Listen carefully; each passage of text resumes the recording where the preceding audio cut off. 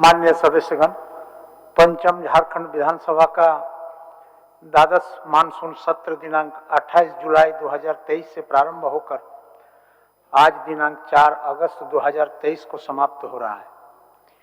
इस सत्र में कुल 6 बैठकें हुई। इस सत्र में कुल 131 अल्पसूचित प्रश्न, 223 तारांकित प्रश्न स्वीकृत हुए। इसमें से 9 अल्पसूचित प्रश्न सदन में उत्तरित हुए। विभागों से 125 अल्पसूचित प्रश्नों के उत्तर तथा 218 तारांकित प्रश्नों के उत्तर प्राप्त हुए एवं 6 अल्पसूचित प्रश्नों के उत्तर तथा 5 तारांकित प्रश्नों के उत्तर विभागों के पास लंबित है। 113 शून्यकाल स्वीकृत हुए। 25 स्वीकृत ध्यानाकर्षण सूचनाओं में से 5 ध्यानाकर्षण सूचनाएं उत्तरित हुए। शेष लंबित ध्यानाकर्षण सूचनाओं को प्रश्न एवं ध्यानाकर्षण समिति को सुपुर्द किया जाता है। कुल 39 निवेदन स्वीकृत हुए। इस सत्र में विनियोग विधेयक सहित कुल 8 विधेयक सदन द्वारा पारित किए गए। 4 अधिनियमों की नियमावली सदन के पटल पर रखी गई। भारत के संविधान के अनुच्छेद 151(2) के अनुसरण में भारत के नियंत्रक एवं महालेखा परीक्षक का 31 मार्च 2021 को समाप्त हुए वर्ष के लिए लेखा परीक्षा प्रतिवेदन सदन के पटल पर रखा गया। 3 प्रतिवेदन विधानसभा के समितियों के द्वारा उपस्थापित किया गया। इस परिप्रेक्ष्य में विधानसभा समिति एवं राज्य सरकार के समवेत प्रयास का एक महत्वपूर्ण उदाहरण सभा के समक्ष प्रस्तुत करना चाहूंगा कि झारखंड विधानसभा के प्रत्यायुक्त विधानसभा समिति के सतत प्रयास के माध्यम से राज्य सरकार द्वारा अपने कर्मियों के लिए स्वास्थ्य बीमा योजना के मूर्त रूप प्रदान करने का कार्य किया गया है। यह विधानसभा समिति एक महत्वपूर्ण उपलब्धि है एवं राज्य सरकार के सकारात्मक सोच एवं अपने कर्मियों के प्रति संवेदनशीलता को भी प्रदर्शित करता है।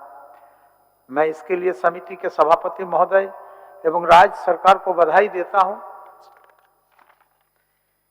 इस प्रकार विधायिका और कार्यपालिका के संयुक्त प्रयास से झारखंड राज्य को हम लोग नई दिशा प्रदान कर सकेंगे। माननीय सदस्यगण, संसदीय लोकतंत्र में विधायिका का अत्यंत ही महत्वपूर्ण स्थान है। संविधान निर्माताओं ने जब यह तय किया था कि हमारा देश संसदीय लोकतंत्र के रूप में संचालित होगा और किसी दूसरे रूप में नहीं होगा, तब निश्चित रूप से यह बड़ा ही क्रांतिकारी विचार था।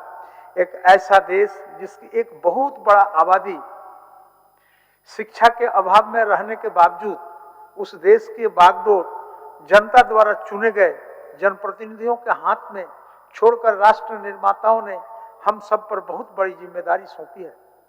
सरकार लोकतंत्र एक व्यक्ति एक वोट पर आधारित है और देश का प्रत्येक नागरिक, चाहे वह धनी हो, गरीब हो, शिक्षित हो, अशिक्षित हो, किसी जाति, धर्म, समुदाय, लिंग अथवा कहीं का रहने वाला हो, उसका मत का मूल्य बराबर है।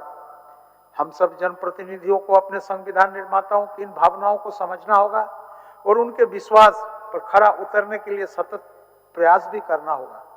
लोकतंत्र के इस मंदिर में हमारा एक एक पल कीमती है और मात्र राजनीतिक उद्देश्य के लिए सदन की कार्रवाई को बार बार बाधित किया जाना उचित नहीं है। संविधान निर्माताओं ने और राज्य की जनताओं के प्रति सम्मान हमारे आचरण में प्रतिबिंबित होना चाहिए। लोकतंत्र में अलग अलग विचारधाराओं का फलना फूलना और अपनी भावनाओं को तर्क और भाषा के बल पर प्रस्तुत करने का प्रयास करना चाहिए, ताकि बृहत जन कल्याण की दिशा में अलग अलग विचारधाराओं और मान्यताओं के होते हुए भी राष्ट्र निर्माण की ओर हम एक साथ बढ़ सकें।